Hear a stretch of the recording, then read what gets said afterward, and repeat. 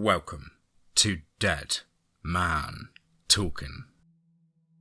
Tonight's story is a brand new author and exclusive to the TeamFEAR channel, and from the wonderful mind of David Morningway.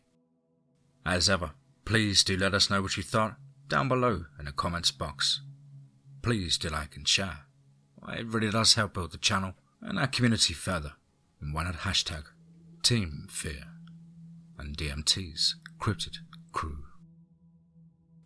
And so, with that aside, let's get into tonight's story, entitled The Mountain, Part 2, The Talk of Ages. Let's get straight into that.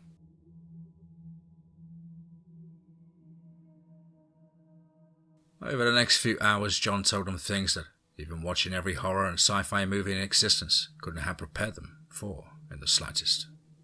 He spoke of how the world once used to be 3 times as large and that all creatures existed in this one world once upon a time, until the children of the Creator, or God, rebelled against him. By his most beautiful and brightest son, Lucifer, the morning star, tried not only to take over heaven and earth, but to become the Creator himself, or a better version of him, according to Lucifer. Upon making it to heaven's third circle, the Creator summoned the remaining archangels, which stood 4, and bestowed upon them great power. Power not only heaven, but of earth as well. Except in the new positions, God made them reside over both a directional access point of earth, such as north, south, east and west, but also the 4 elements as well, along with great strength, unrivaled speed, psychic power, and the very essence of the light of the Creator. And since they now held sway over the earth and its elements, there could now exist no spell or magical rune of heaven or earth that could hold power over them. And hell runes were not that effective against angels to begin with, therefore virtually useless against the 4 arcs. Now endowed with this great new power, led by Michael and his new flaming sword of element fire, he led his brothers Gabriel, Raphael and sister Uriel to face Lucifer, and 1/3 of all their brethren who followed the morning star. In the end, Lucifer fell to this awesome new power and was cast out of heaven. The Creator couldn't allow him to fall to earth and destroy his newest and most prized creation, humanity. And to save this immediate fate and make Lucifer remember what he chose to give up, God created hell, a dark polar opposite mirror of heaven itself. And that's why hell has 7 circles, because heaven does. It's a perfect anti-theorical reflection of the golden and white city of heaven prime, except it's black and red, an obsidian corruption of Lucifer's once beloved home. After this, Lucifer called upon all the feral predators of earth and creatures of the night to do his bidding in exchange for great and horrific new power.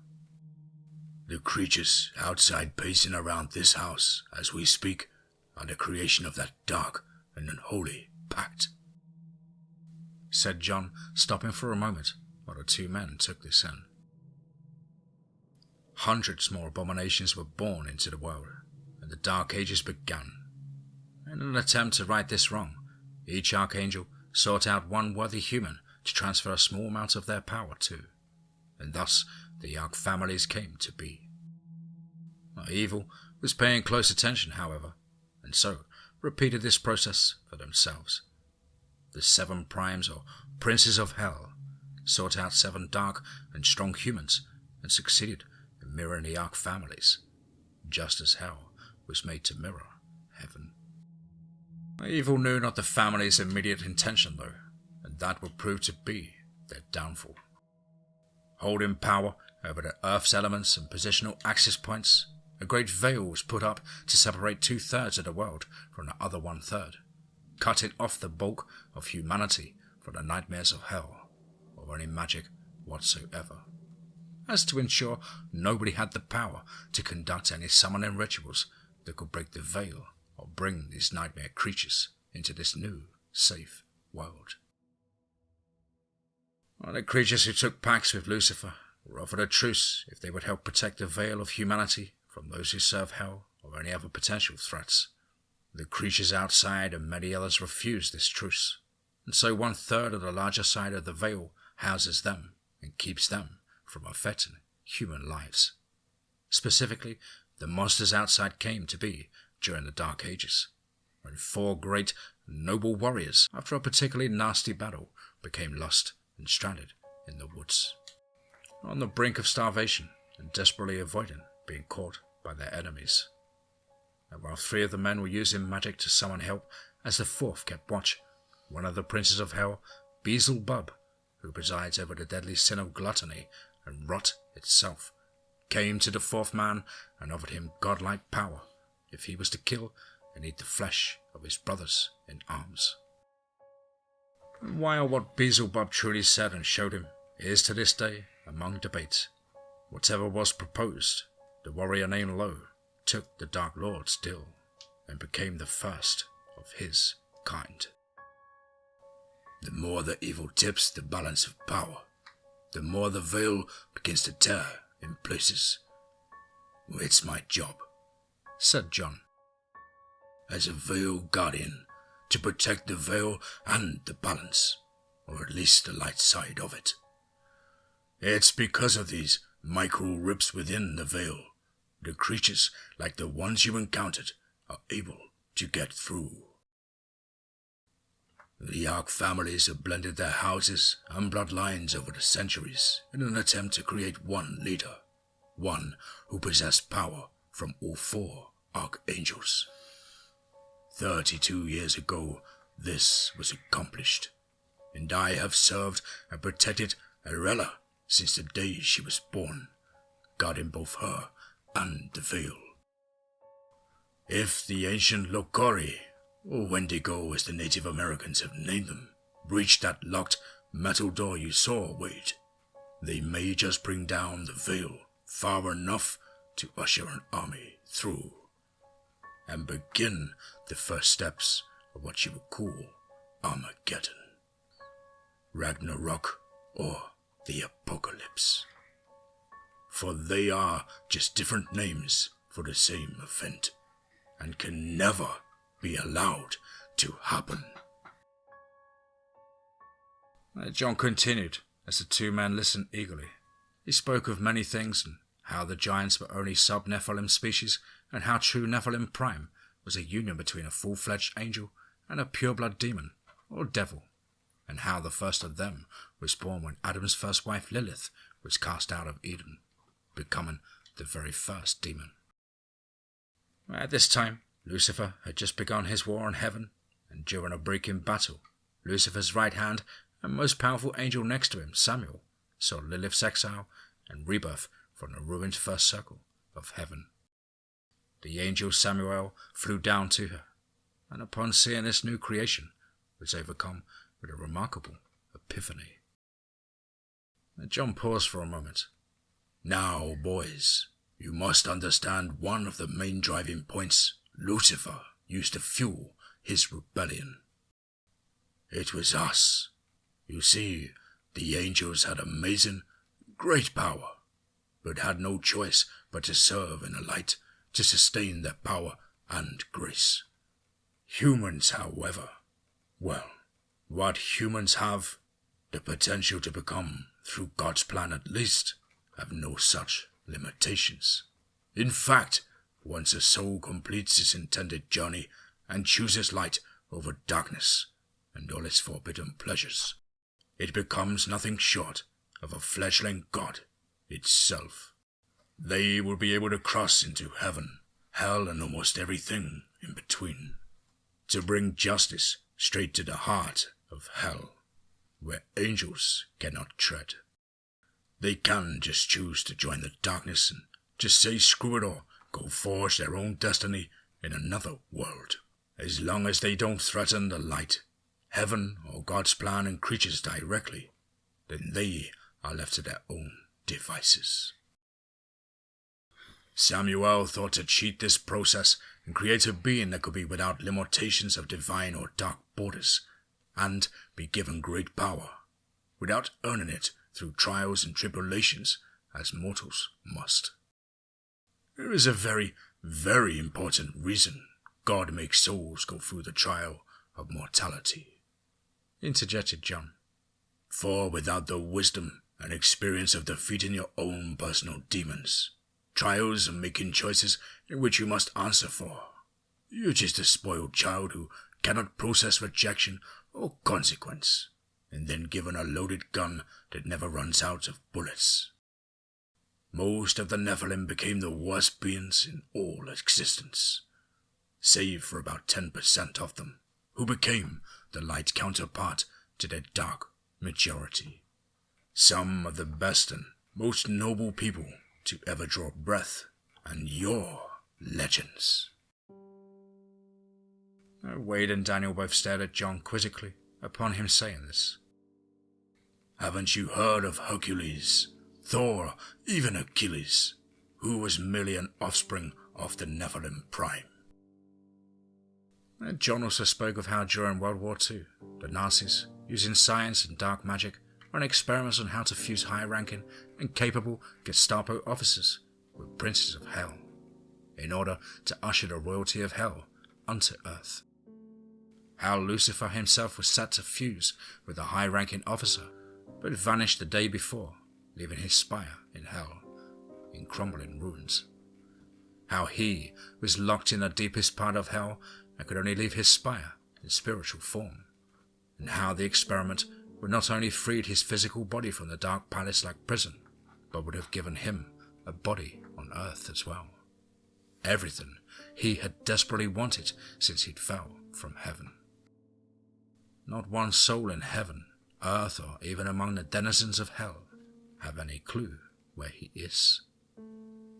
Meanwhile in hell, upon an absent king and a portal leading to ultimate power and freedom, his right hand grabbed onto that opening, and Samuel was reborn onto earth, while simultaneously becoming the new undisputed ruler of hell. Well, there was a dispute, but after Samuel defeated Asmodeus, Apollyon, and Azazel in combat, they had no choice but to bow to him. He wasn't Lucifer's right hand for nothing, after all, and possesses unrivaled power on both hell and earth now. So, you're telling me, interjected Wade, that Satan isn't Satan anymore? First off, answered Mjoen, the word Satan just means adversary. And no, Lucifer is not our adversary any longer. All anyone knows for sure, Mjoen continued, seeing the confusion building on their faces, is what God said, or more accurately, what God told the archangels and they told Erella. When the arcs approached God about this matter, he told them, Lucifer is no longer a threat to heaven. He is to be completely left alone, for he has begun a different journey now, and has much to atone for, and upon doing so will find his true self, the true reason I created him, and why everything had to happen as it did. And when the arcs brought up all of his evil deeds, they were silenced, and God conveyed one last truth. Sometimes, my children, what appears to be evil is truly just the absence of love. Lucifer thought that when I created humanity, that I abandoned my love for him. However, nothing could have been further from the truth. The day before I lost my brightest star for good, I broke through heaven, earth and hell, and reality itself, and showed him the love that human and angel united could bring into the world one day. My apex master plan. True and unparalleled. Love.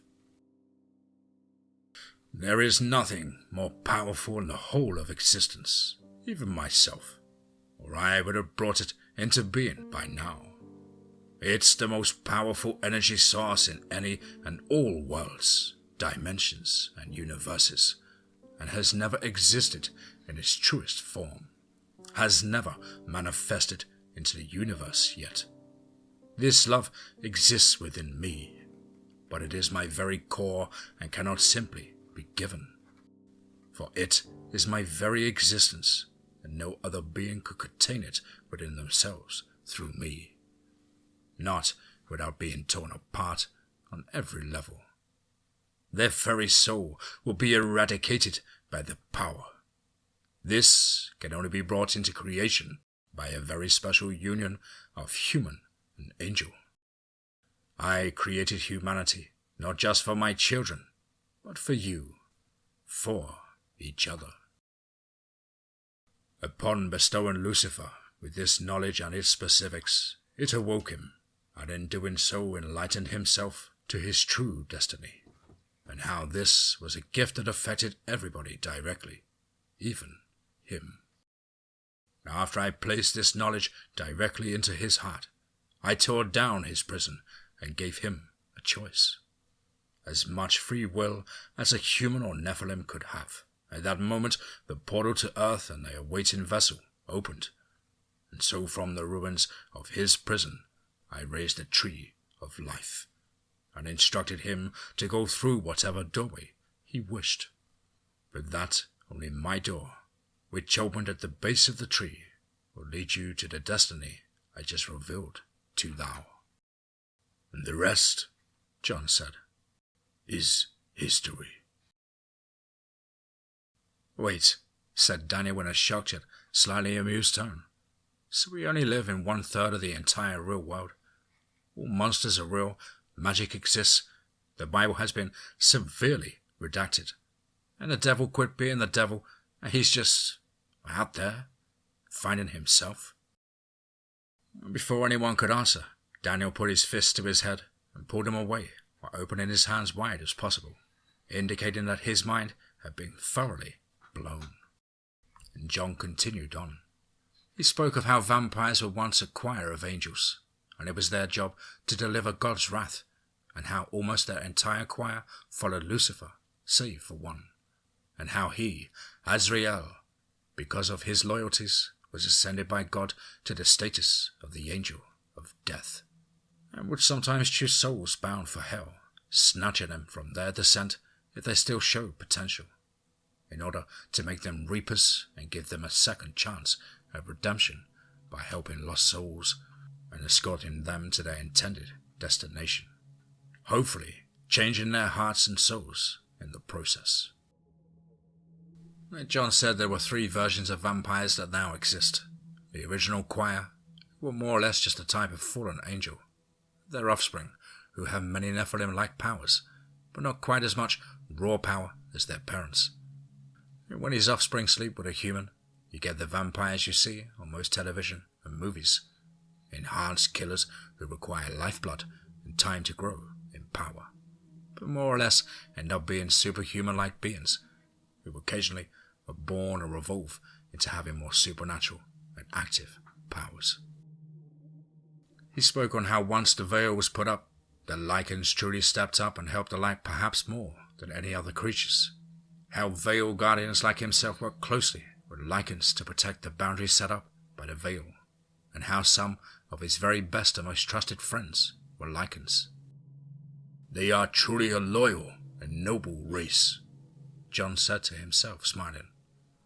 Well, most of them. He spoke of how, after they chose to aid the Ark families and the light, that God blessed the species, and because of that blessing, about 1 in every 1,000 or so Lycans birthed, that a great white wolf would be born, not only bigger, faster, stronger and smarter, but with an extra supernatural power as well. It would vary greatly among each one born. John said he had fought beside one of these great beings before, and this particular Ark Wolf, or Wahila as the Native Americans named it, had deep purple eyes and the ability to use telekinesis, making him one hell of a force to be reckoned with. He saved my life, actually, from the creature that did this. He held up his hand and then turned his head around to show his deep-set scars. The same monster that awaits outside for us now. The big dark one, their leader? Asked Wade. Yes, said Mjoen in a contemptuous manner. Its name is Locran, a general and blood descendant of Lo himself. He answers only to Lo or Lord Samuel personally, unless ordered to follow an ancient Lokori, which is what Lo is. But even though he was the first and by far the most powerful, he is not the only ancient one. The first 7 Lokori he created became his princes, the same way Lucifer's 7 were his. These numbers are not a coincidence, and every Lokori created after that is less than the original, the ancients. Now, stated Mjoen, stand up, boys. As the 2 men followed Mjoen's orders, the table they were seated at retracted into the floor, revealing a stairway leading down into an apparent sub-level of the mansion. After the men descended the staircase, they found themselves in an extremely wide-open and high-ceilinged metal room with different staging areas. They saw a firing range, sparring area, and then more unbelievable areas labelled such as mech testing chamber, energy vacuum chamber, and much more. An even bigger flat screen came to life on the furthest side of the room as Mjoen began to speak. We only have about 4 hours until nightfall. Lucky for us though, this room has a magical delay that can be activated for emergency scenarios. The delay is a one-time only use though, and to reconfigure another one would take at least a week, time we simply do not have. So, we are going to have to make every second count. The delay will pause time for exactly 3 hours on this mountain, giving us a total of 7 hours of training time. Don't worry about depleting your energy.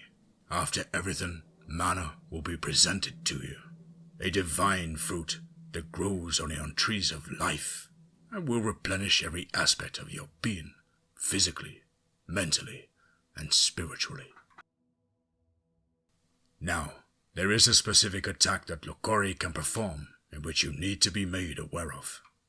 If you ever see them crouch low and stay that way, you need to rather interrupt that process or get the hell out of the way. Like a grasshopper, they compress their muscles as low as possible for one big move.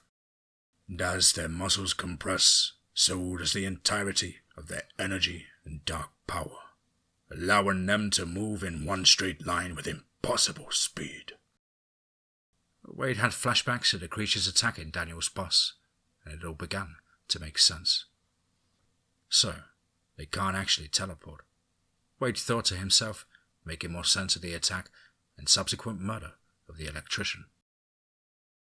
However, continued Mjoen, it's not much use in a face-to-face fight, because it takes them about 10 to 15 seconds to charge this attack up. And a skilled warrior or other formidable creature can anticipate it rather easily.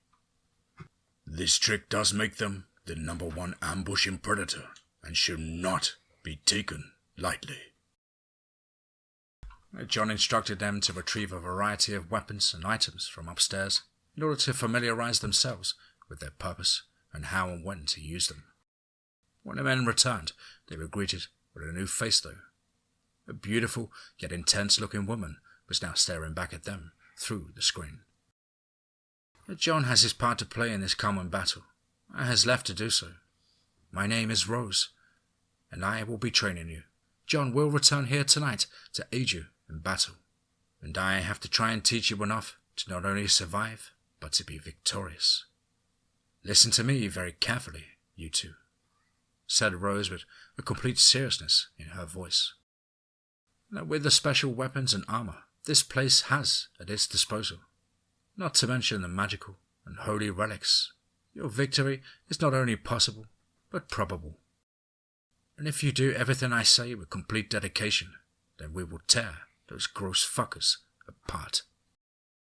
They are counting on Mjoen being cut off from this mansion and its contents, on outnumbering and overpowering us. little do they know that I'm about to create 2 instruments of unstoppable death. For with my knowledge and with the weapons and relics here, I am going to forge the 2 of you into the unfathomable perfect storm of pure annihilation. Plus, added Rose cheerfully, we have some friends in the area that are already en route to you. So, if those spiky dickheads want a battle, they're about to bite off more than even they can chew. Now, bring everything down here quickly. But we just brought down everything John said to. Wade started before being silenced by Rose. Everything I said! Go, go! Shouted Rose with the confident intensity of a drill sergeant. Man, they should put her in charge of all the pep talks, said Daniel, smiling, as the 2 men set out to retrieve the mansion's hidden treasures and begin their transformation.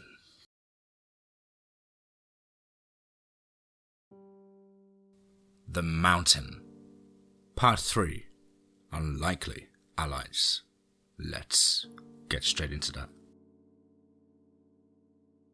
Wade and Daniel sat outside on the mansion's first-floor balcony, watching the sun as it was moments away from beginning its descent behind the mountains, and reluctantly but calmly waited for its lunar counterpart that would precede their inevitable fate. In their hearts they knew only one truth to be absolute, and that the 2 men had arrived on this mountain were no longer the same 2 men who sat on this porch watching the sunset. If they managed to survive this night, nothing would ever be the same, thought Wade. How could he just go back to fixing roofs and pretend that he is not utterly and completely changed, and that although still afraid, his life had now more purpose in the past 11 hours than his entire 49 years? No, he could never go back to just being Wade the roof repairman.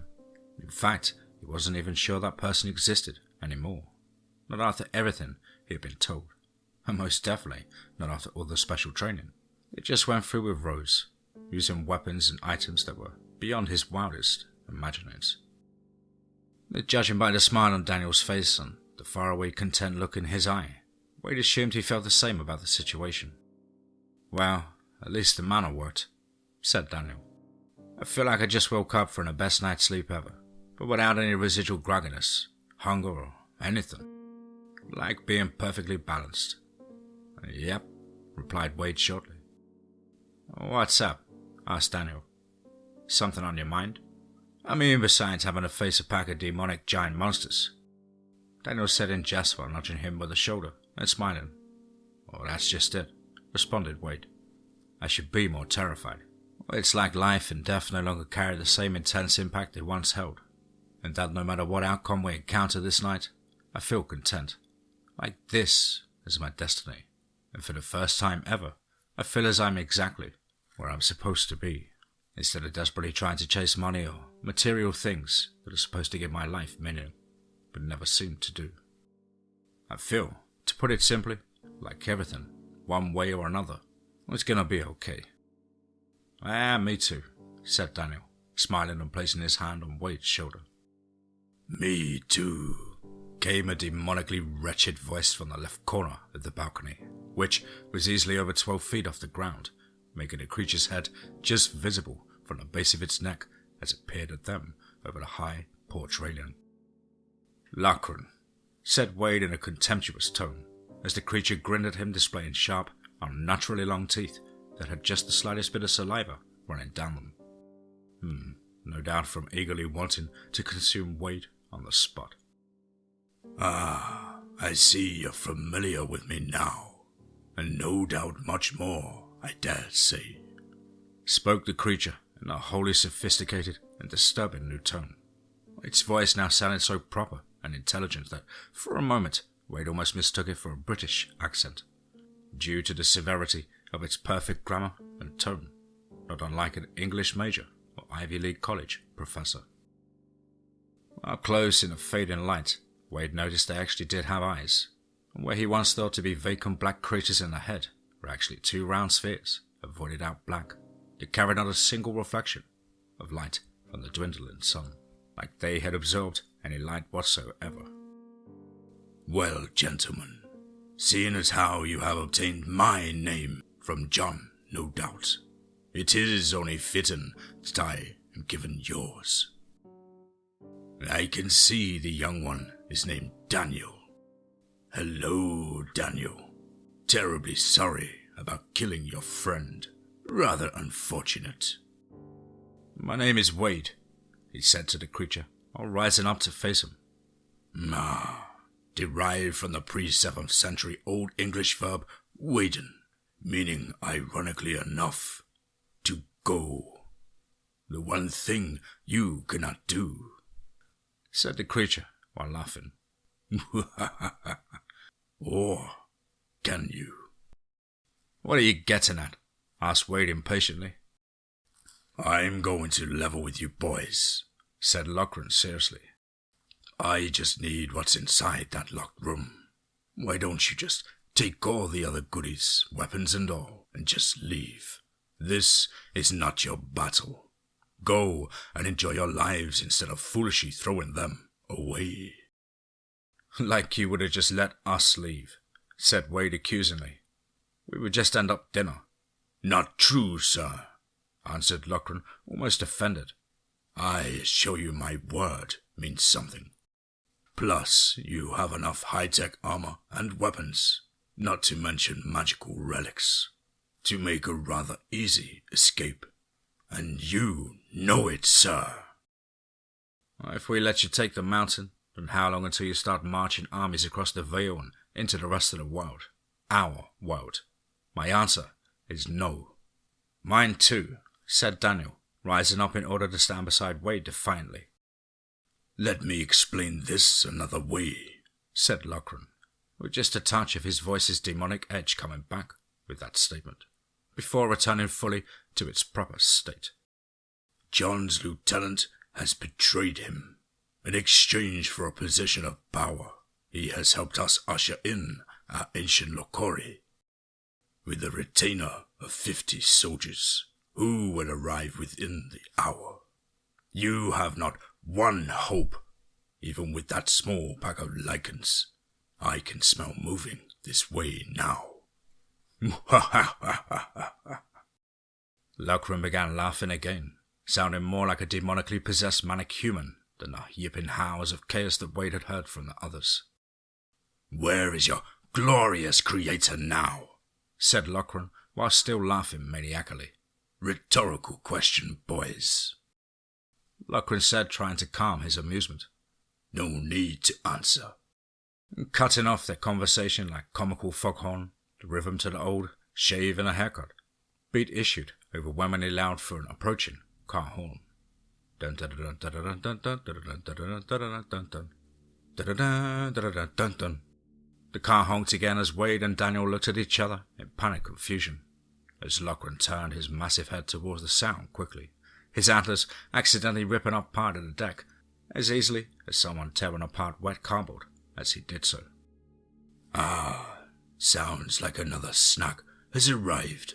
For being so very far away, I must say the delivery service is impeccable, said Lochran mockingly. I'll have to be sure and tip this time. Excuse me, gentlemen, said the creature as it nodded to them in a mock departure and began moving towards the noise. The two men rushed inside quickly and made their way to the kitchen window by the front door in order to inspect the situation. Wade assumed at best it would be John's Range Rover pulling in with a backup and a plan, and at worst it would be an unknown maintenance or construction worker, unknowingly coming to meet another bloody and unsavory end. However, what the two men gazed upon just didn't make any damn sense. Pulling into the front gate, just as the men reached the kitchen window, was a Hummer. This Hummer was not at all military though. In fact, it was about as far away from any form of professionalism as a vehicle could get. It was a H2 model of Hummer, for starters, completely covered in purple and green, two-tone chameleon paint job that seemed to reflect even more changing colours as your eyes moved around it. The windows were so tinted that not one figure could visibly be made out. On top of all of this, the gate seemed to open for them without anyone getting out to punch in any form of code. But Wade knew John had a remote for doing just this, and his heart began to lighten a bit, thinking that backup had indeed finally arrived. What happened in reality, though, Wade and Daniel could have never been prepared for, even after being initiated to the revelations of the universe by John, and some of the applications by Rose. The patience and ambushing tactics displayed by the creatures previously had seemingly been abandoned and replaced by a more direct approach, and with Lochran standing directly in front of the mansion's entrance and with his lackey at his side. As the vehicle crossed the gated entrance, Lochran nodded once, signaling the other creature to attack, and charged forward on all fours, letting out an ungodly roar as it thundered towards the shiny Hummer with incredible power and speed. When its antlers were about 5 feet away from impact, strange, unfamiliar runes materialized around the vehicle that encircled what appeared to be a pentagram in the same glowing fire-colored energy that exploded in the monster's face, throwing the subordinate creature back at least 100 feet, as a noise like thunder was both heard and felt by the two men inside. Upon closer inspection of the scene unfolding outside, Wade noticed that indeed these runes were different than the mansion's defenses, both glowing like fire and cinder and having completely different shaped symbols altogether. And as the creature was launched back, it took at least 2 large trees with it, subsequently covering it in large heavy debris and trapping it for a few moments before it regained consciousness and began writhing around frantically like a trapped animal. Wade noticed it had also been singed by the fiery runes and saw little bits of flame still dancing around its charred fur as it flailed violently to put them out and escape its wooden prison. After about 7 seconds of chaotically writhing around, the creature was able to get back and grab the largest hardwood tree, pinning it down, and then performing a rudimentary bench press of at least 15,000 pounds. Due to the tree being oak and extremely dense and heavy, it threw the tree off itself as easily as a human man could throw about 40 pounds off himself, which in turn making Wade have to rethink how dangerous these monsters really were. Rising up in a torrent of enraged fury, the wounded creature stood up, breathing heavy in a combination of both rage and mild exhaustion. At this time, the Humvee's passenger side door opened, and a man casually stepped out. The man was, well, there was no other way to say. He looked like what models probably spend their whole youth trying to appear as if a scientist made a mold of the perfect male specimen and brought it to life. He was shockingly handsome, but not at all feminine, seemingly to be well built, but in a lean and cut sort of way. And although his eyes were sky blue now, Wade knew he saw them light up in a yellowish gold contrast for the briefest of moments, when he first stepped out of the flashy yet unorthodox vehicle. His hair was a mix between a golden and platinum blonde, starting platinum at its roots and then perfectly fading into a golden, almost shining yellow at the tips. The sides were faded short, and with just enough hair being left on top of his head to have on each side part running down its length that ended in the front and with a swoosh-like effect to the left, being brushed straight up with a slight wave to the side. What caught Wade off guard the most, though, was Lochran's reaction to the man.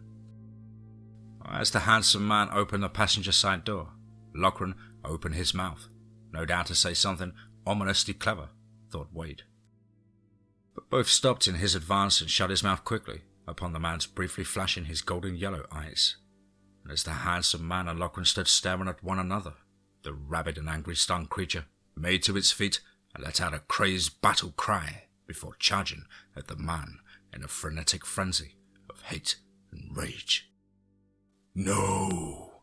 screamed Lochran in his original demonic voice again, but the creature, now taking its third painful discharge of protective energy, through the mansion, and now the mysterious vehicle, within 24 hours, had reached its limit. It had no desire for anything other than to inflict vengeful destruction among its attacker. And the man squinted his eyes and pursed his lips, in apparent annoyance at the charging behemoth monster, before calmly saying, "Bad dog," and holding up an open palm outstretched in the air, making the creature instantly lift off the ground about 30 feet by some invisible force. The hovering monstrosity tried flailing around to free itself, but its movements were slowed and sluggish as if it was trying to move in water. Instead of the air, it was visibly floating in. Lachlan remained silent and frozen in place, making no attempt to save his comrade, rather physically or verbally.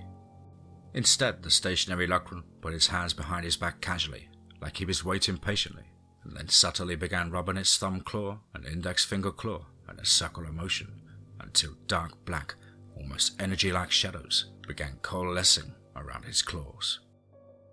The beast repeated this process until seemingly out of nowhere a dark blue glowing sphere appeared, which the creature quickly grabbed with its claw tips and had fall into his open palm. The handsome man, who stood with his arm still outstretched, closed his open palm into a fist, which made the hovering monster compress into a tight ball of completely crushed gore and bone. Not one drop of the eviscerated creature spilled from its invisible coffin, until the handsome man opened his fist again, but the entirety of the creature's remains hit the ground with an awful white, smacking sound.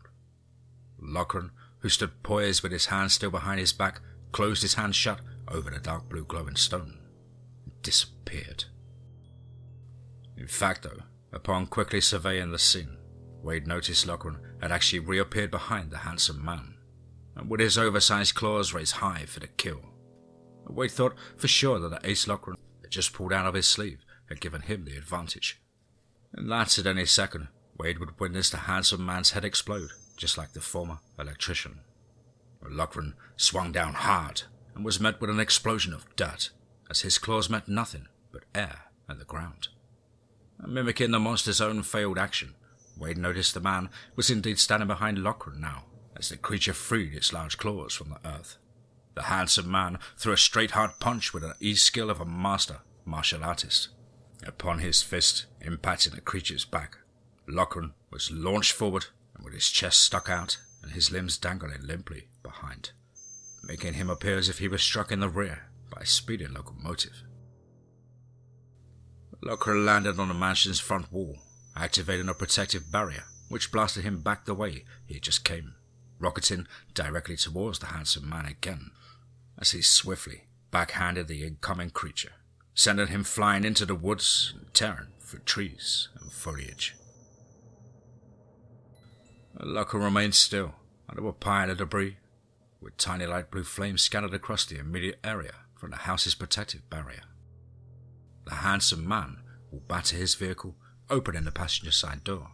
He then reached in, and when he came back out, he was holding a long rectangular black box and began walking directly towards the front door. He stopped on the front door's landing and knocked.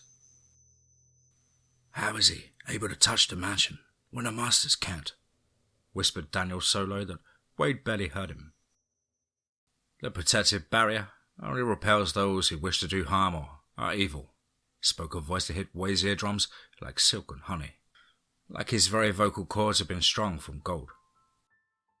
"I could just open the door," said the handsome man, "but that's not very polite, is it?" "What if he's lying?"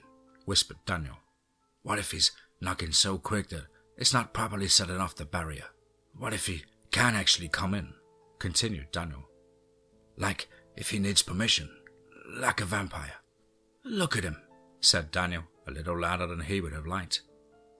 "He's perfectly beautiful, ridiculously strong, has supernatural powers, and his voice, it's like almost hypnotic, like you have this urge to want to appease him or something. I know you feel it too, Wade. It's like a... Ka-choom!" Daniel was interrupted by the door opening and quickly shutting.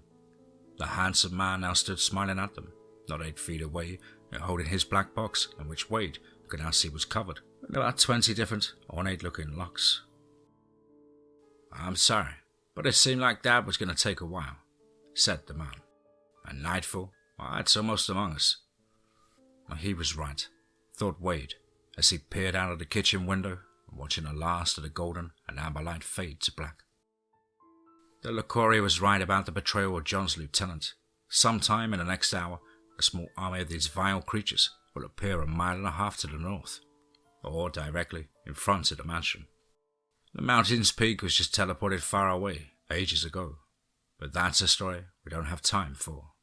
Due to this fact, however, the mountain's peak is now flat and large, given about an area of 3 miles long and wide to battle in. As I said, the Ancient and his army will appear on the far north side, for that is where I am sensing the anomaly, which is an abnormally weak spot or rip in the veil.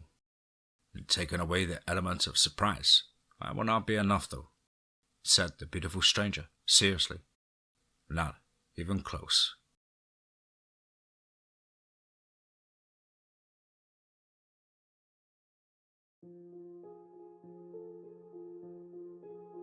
Wow. Certainly another one. Wow. What an absolutely intriguing, chest-pounding, and mystery-filled, incredible story there. From our good friend and brand new author to the show, Mr. David Morningway. I really hope you enjoyed that one as much as I know my voice is literally breaking and wanted to quit altogether. Big thank you, David, of course, for penning this and getting it over to me. Absolutely fantastic writing and character development, and I really can't wait to see where you take us next on your adventures. As ever, I hope you enjoyed my rendition and eagerly await any updates in the future. Well, guys and girls as ever, you know the drill. Please do let me know what you thought down below in the comments box. Please do like and share. It really does help build the channel and our community further. And why not hashtag TeamFEAR and DMT's Cryptid Crew. Now, if you're an aspiring writer or would just like to have a crack at things like myself, then please do get in touch with me at the contact email, which is as on screen. contactthedeadone@gmail.com. I really look forward to hearing from you. I hope you all had a fantastic start to the month and an even better end to the week. And I'm looking forward to putting your feet up for the weekend with good food and drink and even better company. But above all, guys, remember, be safe, not sorry.